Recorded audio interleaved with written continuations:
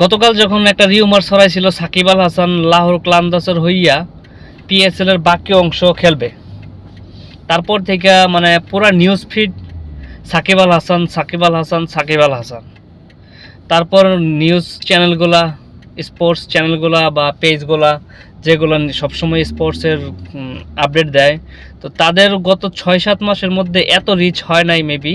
গতকালকে যে পরিমাণে রিচ হয়েছে শুধু সাকিব আল হাসানের ক্রিকেটে ফেরা নিয়ে, তো যার রক্তেই ক্রিকেট, সে ক্রিকেটে ফিরবে সেই আশা রাখছিলাম এবং সাকিব আল হাসান ফিরে আসছে।